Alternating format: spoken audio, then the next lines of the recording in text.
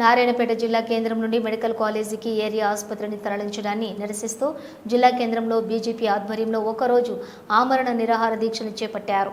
మొదట పళ్ళ హనుమాన్ దేవాలయం నుండి ప్రధాన రహదారుల గుండా సత్యనారాయణ చౌరస్తా వరకు భారీ ర్యాలీ నిర్వహించారు. అహ్మదాబాద్లో విమానం కూలిన ఘటనలో మృతి చెందిన వారికి 1 నిమిషం పాటు మౌనం పాటించి నివాళి అర్పించారు. శిబిరంలో దీక్షను ప్రారంభించారు. అనంతరం దీక్షను ఉద్దేశించి రాష్ట్ర నాయకులు నాగురావు, నామాజీ మాట్లాడుతూ ఏరియా ఆసుపత్రి శిథిలావస్థకు చేరిందనే కారణంతో జిల్లా కేంద్రం నుండి 16 కిలోమీటర్ల దూరంలో ఉన్న మెడికల్ కాలేజీకి తరలించడం దారుణమని అన్నారు. వైద్యం కొరకు చిన్నపిల్లలు, గర్భిణీ మహిళలు, వివిధ రకాల వ్యాధులతో బాధపడుతున్న వారు తీవ్ర ఇబ్బందులకు గురవుతున్నారని చెప్పారు. యుద్ధ ప్రాతిపాదికన ఏరియా ఆసుపత్రిని నిర్మించి పట్టణ ప్రజలకు వైద్యం అందించాలని అన్నారు. 4 రోజుల్లో నిర్ణయం ప్రకటించని పక్షంలో నారాయణపేట బంద్కు పిలుపునిస్తామని అన్నారు. రాష్ట్ర నాయకులు రద్దంగ పాండురెడ్డి, జిల్లా అధ్యక్షులు సత్యనారాయణ నాయకులు పాల్గొన్నారు.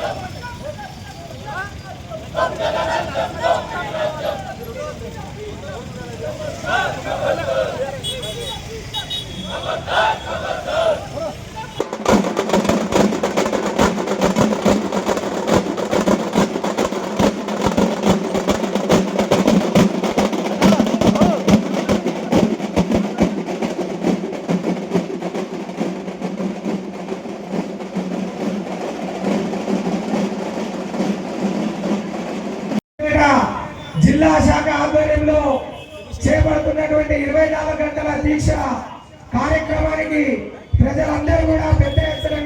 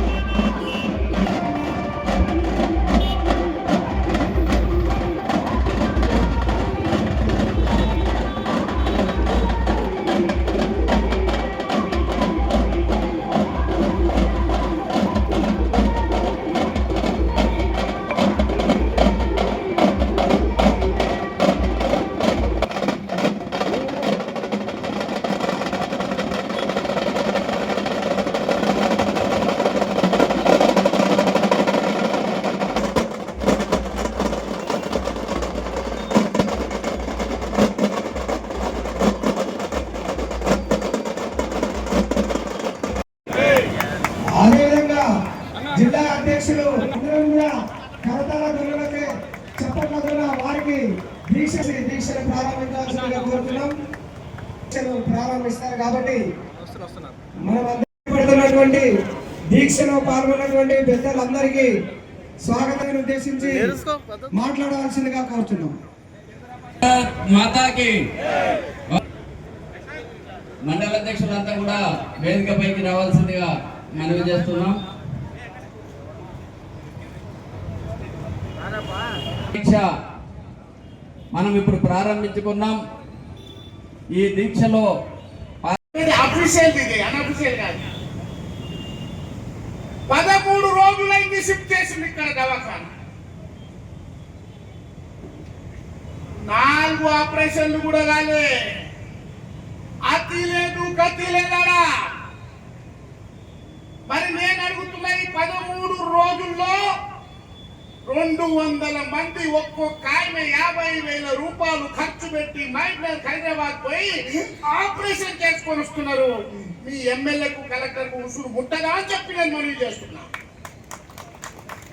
అదే ఆడమే కడుపులో పిల్లలు పెట్టుకొని తిరుగుతున్నది స్కానింగ్ కోసం. 60,000 జనాభా ఉన్నటువంటి నారాయణపేట మీకు కనిపిస్తలేదా? నారాయణపేట వాళ్ళు పనికిరాను కొడుకులు అనుకుంటున్నారా మీరు?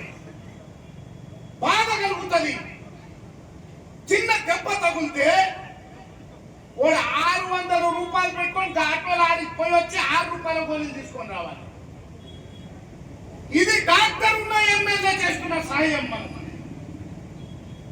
కరపత్రం తీసుడు కాంగ్రెస్ వాడు ఒకటి సంతోషిస్తున్నారు. చాలా చేసిందంట వాళ్ళు.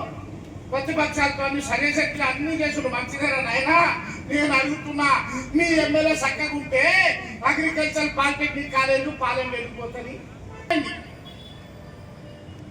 4 కోట్ల రూపాయలు పెట్టి 2022 కేటాయించి ఫౌండేషన్ వేసి ఏది గెస్ట్ హౌస్ కోసం ఆ 4 కోట్ల రూపాయలు కొనుగోలు తీసుకొని పాయి 20 కోట్ల రూపాయలు పెట్టి బంగారు తుప్పలకు సముదాయం చేస్తాను. ఎవరు తినరు నాకు అర్థమైంది. అది బంద్ అయిపోయి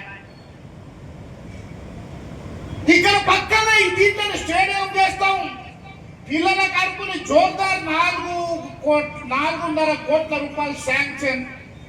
ఈ రోజంటే ఈ రోజే హాస్పిటల్ ఓపెనింగ్ చేయాలి. మహిళలకి పిల్లలకి అందరికి అందుబాటులో ఉండి బస్సులు అందుబాటులో ఉండాలి. మరి అక్కడ కూడా ఏవైతే డిస్ట్రిక్ట్ హాస్పిటల్లో వసతులు లేవో గౌరవనీయ ముఖ్యమంత్రి గారు ఓపెనింగ్ వస్తే ఒక ఊరికే రోడ్ వేస్తారు. కానీ ఓపెనింగ్ కి ఎమ్మెల్యే పోతుంది, ఓపెనింగ్ కి మంత్రులు పోతారు, ఓపెనింగ్ కి కలెక్టర్ పోతారు, ఓపెనింగ్ కి సీఎం వస్తాడు. కానీ బస్ స్టాండ్ రోడ్డు నుండి ఆ మెడికల్ కాలేజ్ కాడికి 1/2 కిలోమీటర్ రోడ్ వేయలేని దుస్థితిలో ఏదైనా ఉందంటే అది కాంగ్రెస్ ప్రభుత్వం అన్న విషయాన్ని మరవకూడదు. మరి రేపు రోడ్ వేయాలి, అక్కడ కూడా లైట్ వేయాలి.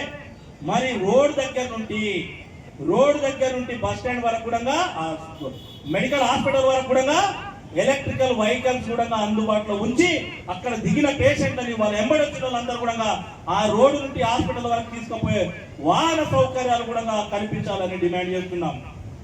ఈరోజు కాలేజ బండి ర్యాలీ కానుంచి డాక్టర్ల కొరకు ఆమరణ దీక్ష కానుంచి ఇదే జిల్లా సాధించే విషయంలో మీకు అందరికి కూడా తెలుసు.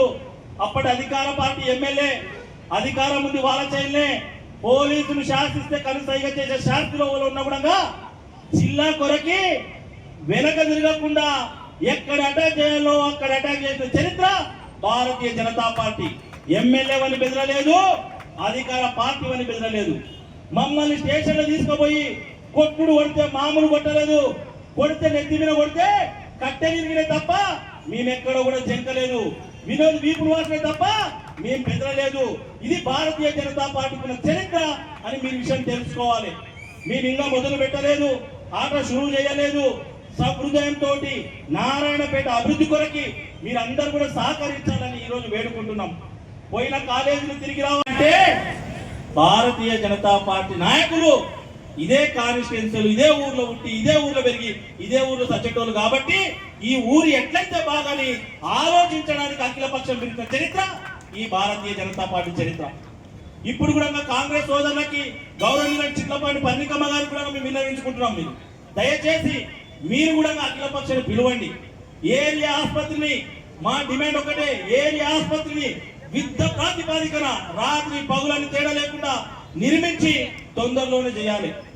అది ఓపెన్ అయ్యే వరకు కూడా ఇక్కడ ఓపీ సౌకర్యాలు ఉండాలి. మహిళలకు ట్రీట్మెంట్ నారాయణపేటలోనే ఉండాలి, పిల్లలకి ఇక్కడే ట్రీట్మెంట్ ఉండాలి, స్కానింగ్ సెంటర్ ఇక్కడే ఉండాలి. మరి అక్కడే ఉండాలి, అక్కడ బరాబర్ జిల్లా ఆసుపత్రి ఉండాలి కూడా. ఎందుకంటే అక్కడ ఒక 31 డిపార్ట్మెంట్లను ఇచ్చిన చరిత్ర భారతీయ జనతా పార్టీది. అక్కడ ఆసుపత్రికి 66 కోట్లు ఇచ్చింది ఏదైనా ఉందంటే సెంట్రల్ గవర్నమెంట్, అది మన భారతీయ జనతా పార్టీ. కాబట్టి ఇక్కడ 31 డిపార్ట్మెంట్ పనిచేయాలి. ఇక్కడ తాత్కాలికంగా దాని కానీ ఇప్పుడు మొన్న 2-3 ఇన్సిడెంట్ జరిగినాయి. చిన్న దగ్గు వస్తే ఇక్కడ హాస్పిటల్ పోతే ఫ్రీ ట్యాబ్లెట్ వస్తుంది, కానీ అదే దగ్గు ఆడుకోవాలంటే 500 ఖర్చు అవుతుంది.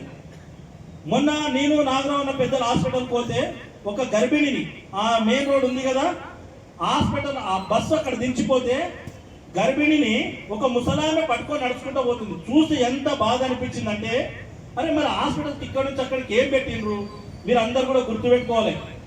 మనము ఏమైనా దెబ్బలాటో గర్భిణో నడవలేని పరిస్థితుల్లో దవాఖానలో పోతాం. దవాఖాన డోర్ దగ్గర తిరిగితే అక్కడంతా నడవలేని వాళ్ళకి స్ట్రక్చర్ ఉంటుంది. మరి నారాయణపేట జిల్లా ఆసుపత్రికి మెయిన్ రోడ్ నుండి లోని కోనికి ఏముంది ఒక్కసారి ఆలోచన చేయాలి. అక్కడంకా సిబ్బంది ఇబ్బంది పడుతున్నారు. రాత్రిపూట రావాలంటే లైట్ లేదు, పగులు పోగాలంటే రోడ్ లేదు. ఇక్కడ ఏదైతే మనం ఇంతకుముందు డిమాండ్ చేసామో ఓపీ కానీ మహిళలకు కానీ పిల్లలకు కానీ ఇక్కడంతా కంటే మెరుగైన చికిత్స ఎవరికైనా అవసరం ఉంటే వారికి ఇక్కడనే ఆర్టీసీ బస్సులు ఫ్రీగా